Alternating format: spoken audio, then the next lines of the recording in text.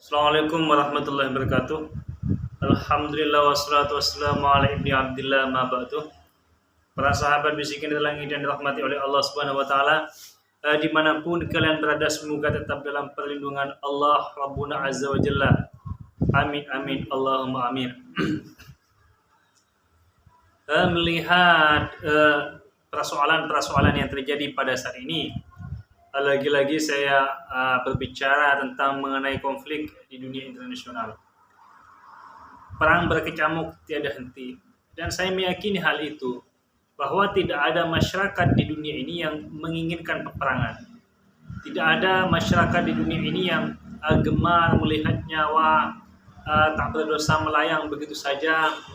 Banyak anak-anak menjadi yatim, banyak para ibu-ibu menjadi janda, dan banyak para ayah menjadi seorang kakek yang tanpa anak yang menjadi korban di dalam peperangan. Dan saya lihat ini adalah bukan kemauan kita bersama, bukanlah kemauan mayoritas umat manusia yang ada di muka bumi ini. Tapi justru peperangan ini, menghilangnya banyak korban nyawa ini adalah kepentingan beberapa orang saja, kepentingan beberapa gelintir orang saja. Baik itu adalah seorang politikus, baik itu para penjual senjata yang memang tujuannya adalah bisnis dan kepentingan kekuasaan. Kalau kita lihat fenomena-fenomena di dalam peperangan tersebut tidak hanya terjadi sejak tahun 48 sampai saat ini yang terjadi di Palestina dan Israel. Tapi sejarah telah menjelaskan bahwa banyak konflik-konflik berdarah yang memang terjadi di tahun-tahun sebelumnya, di ribuan tahun yang sebelumnya, di ratusan tahun yang sebelumnya. Kalau kita lihat di dalam sejarah Islam misalkan, atau di dalam sejarah dunia, bagaimana perang salib Eropa misalkan, antara Turki dan banyak negara-negara Eropa, bahkan Paus sampai memimpin atau memberikan restu dan menganggap para martir di situ adalah menjadi syuhada bagi golongan orang Kristen pada saat itu. Ini adalah sebuah kepentingan beberapa gelintir orang saja yang memang tetap agar pengaruhnya tetap eksis sampai mereka mati, sehingga yang menjadi korban adalah orang-orang seperti ya manusia-manusia biasa yang tidak menginginkan peperangan ini terjadi. Kalau kita lihat Perang 1, Perang Dunia 2, bagaimana ambisi Adolf Hitler misalnya, atau ambisi Stalin ingin menguasai dunia. Adolf Hitler menganggap bahwa bangsa Arya adalah bangsa yang terbaik di dunia sehingga ingin menguasai dunia. Stalin juga seperti itu. Genghis Khan juga seperti itu. Timberlake juga seperti itu. Itu adalah kepentingan-kepentingan segelintir orang saja yang memang tidak diamini oleh masyarakat dunia terhadap terjadinya genosida, pembantaian demi pembantaian yang terus berlanjut, sehingga populasi umat di dunia ini selalu berkurang dan berkurang. Kalau di zaman-zaman dahulu itu laki-laki itu lebih banyak berperang daripada mati tua, 60 juta, 70 juta, angka itu adalah angka yang sangat tidak kecil pada 1900-an itu.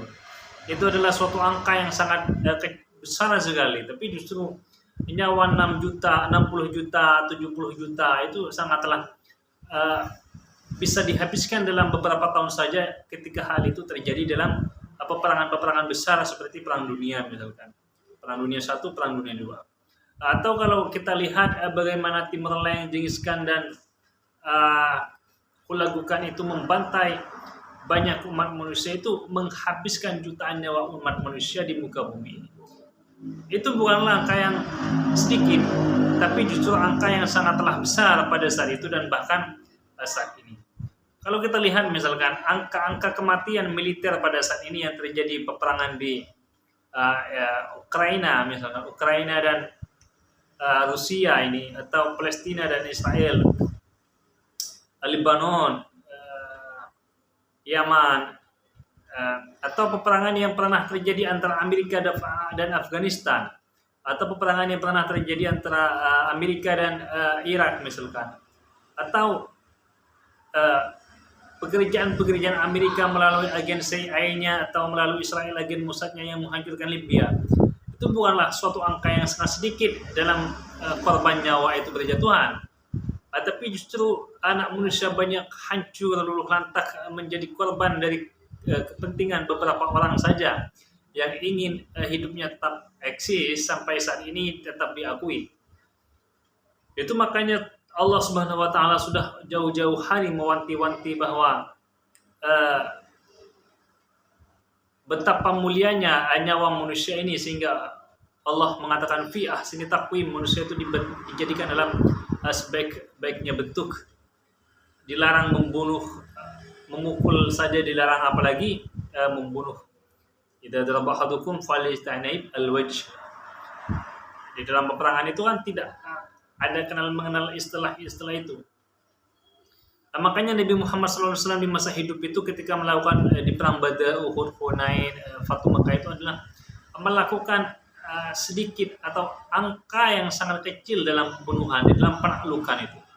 Karena memang Islam sangat mengharamkan membunuh jiwa anak manusia ini. Faka'annama qatalan nas jami'an.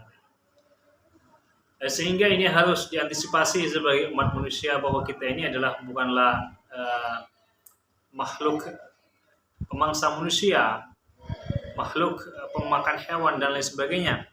Tapi kita ini diberikan sebagai hayawanun natik, manusia yang mampu berbicara dan berpikir untuk mencegah kekerasan-kekerasan, apalagi terhadap pembunuhan. Wallahu a'lam.